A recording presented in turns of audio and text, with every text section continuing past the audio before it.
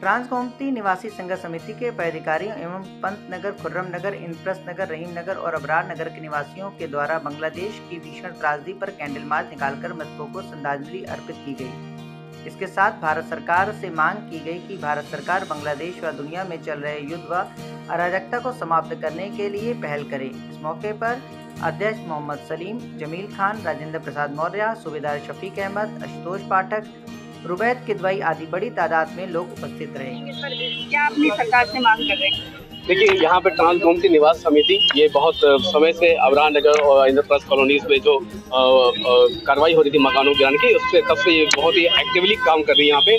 यहाँ पे हिंदू मुस्लिम सारे भाइयों ने मिल के बेहतरीन भाईचारे का संदेश दिया है और इस पूरे संघर्ष में एक साथ मिल के लड़े हैं और भाईचारे के साथ इस संघर्ष को कामयाब भी बनाया है। तो उसी के साथ ही हम लोग में एकता है, मोहब्बत है।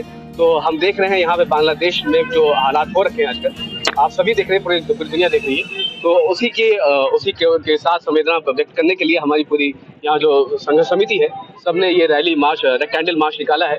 तो ये उसके लिए हम लोग यहाँ पे इकट्ठा हुए। हम चाहते हैं कि भारत सरकार हमारी जो है, हमारे योगी जी, मोदी जी और विदेश मंत्री हमारे जयशंकर जी इस पे बेहतरीन कूटनीति तैयार करें और बेहतरीन पॉलिसी तैयार करते हुए बांग्लादेश में हो रहे माइनॉरिटीज पे जो जुल्म है उसको रोकें। क्योंकि माइनॉरिटीज चाहे हिंदू हो, चाहे मुसलमान हो, चाहे क्रिश्चियन हो, चाहे सिख हो, किसी भी मजहब में माइनॉरिटीज पे जुल्म और उनकी हिफाजत करना गवर्नमेंट का फर्ज होता है। उनकी हिफाजत सुनिश्चित करना हर सरकार का ये फराइजा होता है, उनका फर्ज होता है। और यहाँ तक कि दीन इस्लाम का जो मसला है, जो इसमें हुक्म है माइनॉरिटीज की हिफाजत का, कुरान कहता है कि एक मासूम की जान, एक बेगुनाह की जान कहीं जाती है तो पूरी इंसानियत का कत्लेआम होता है। और कुरान पाक के साथ साथ जो हदीसें हैं, हदीस कहती है कि किसी भी माइनॉरिटी में, किसी भी मुल्क का हो, चाहे वो इंडिया हो, चाहे मिडिल ईस्ट में हो, चाहे बांग्लादेश हो, लंका हो, कहीं पे भी माइनॉरिटीज में कहीं पे भी जुल्म अगर होता है तो वो माइनॉरिटी जो लोग माइनॉरिटीज में जुल्म कर रहे होते हैं, तो ऐसे लोगों पे अल्लाह का सख्त अजाब है।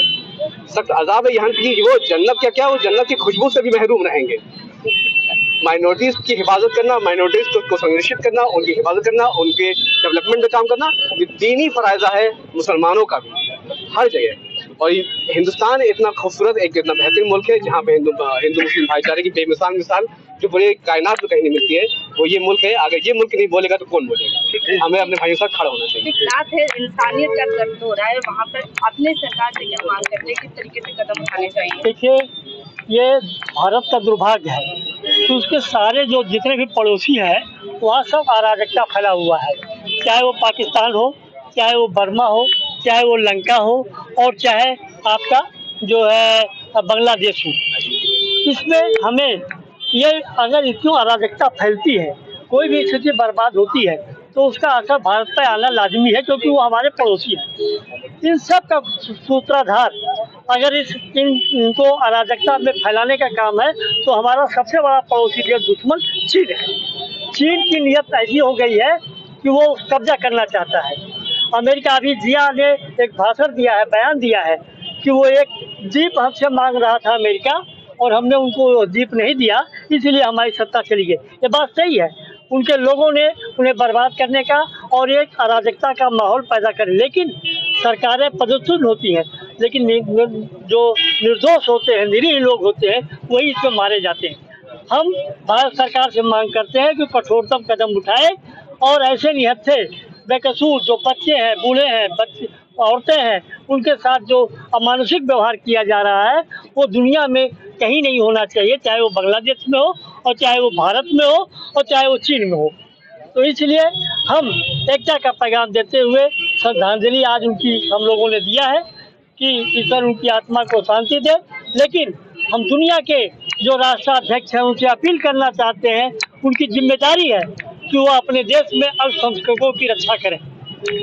भाई, हम लोग ये इकट्ठा हुए हैं बांग्लादेश में इकट्ठा हुए हैं, जो वहाँ पे मारे गए लोग, हमारे भाई जो मारे गए हैं उनके उसमें इकट्ठा हुए हैं। अभी हम गवर्नमेंट से अपनी यही करते हैं कि जैसे यूक्रेन में हुआ था और हमारी गवर्नमेंट ने सपोर्ट किया था, वहाँ से लोगों को वापस लाए थे, इसी तरीके से हम चाहते हैं कि हमारी गवर्नमेंट आगे आए और ये बांग्लादेश में जो हमारे भाई मारे जा रहे हैं उनको बचाएं, उनके एवज में कुछ काम करे, वो उनको लेके आए। हमारे कोई भी गरीब वहाँ पे मारा न जाए, कोई हमारा हिंदू मुस्लिम भाई कोई मारा न जाए, कोई भी किसी भी जात का हो, उसके साथ में कोई जुर्म न होना चाहिए। जो बांग्लादेश में हो रहा है जघन्य अपराध, इसकी हम घोर निंदा करते हैं और राष्ट्रीय अध्यक्षों में हम भारत से ये कहते हैं कि नरेंद्र मोदी जी, आप इस पर कठोरतम कार्रवाई कीजिए, साथ ही अमेरिका जैसा देश इस पर कठोर कार्रवाई करे, क्योंकि पाकिस्तान और चीन केवल देशों में अराजकता फैलाने का कार्य कर रहा है, क्योंकि इस अराजकता का हमारे माहौल में कोई भी स्थान नहीं है। मारे जाने वाला कौन है इससे कोई मायने नहीं रखता, परंतु मरने वाले जो बच्चे अनाथ हो रहे हैं, जिस प्रकार वहाँ के हिंदुओं की, ईसाइयों की, क्रिश्चियनों की, मुसलमानों की संपत्तियों को नुकसान पहुंचाया जा रहा है, इस पर गौर निंदा करते हुए प्रतिबंध लगाने की कुछ आग्रह करते हैं कि इस पर प्रतिबंध लगाया जाए। हमारे देश से इस प्रकार के लोगों का व्यापार भी बंद किया जाए और वहाँ पर जो हमारे राजदूत हैं वो इस बात को पुरजोर उठाएं कि वर्तमान जो सरकार है वो चीन द्वारा संरक्षित सरकार है, पाकिस्तान द्वारा संरक्षित सरकार है, क्योंकि ये लोग केवल वही लोग हैं जो कश्मीर में हमारे यहाँ आतंकवाद फैलाने का काम करते हैं, साथ ही हमारी अपनी जमीन विस्तार का केवल कार्य कर रहे हैं। हम लोगों ने, सब लोगों ने केवल इसीलिए 1 मिनट का मौन रखकर आत्माओं की शांति की प्रार्थना अवश्य की है, परंतु हम ये भी कहेंगे अगर आवश्यकता होती है तो हम एक संगठित होकर वहां जाने का भी काम करेंगे। जय हिंद।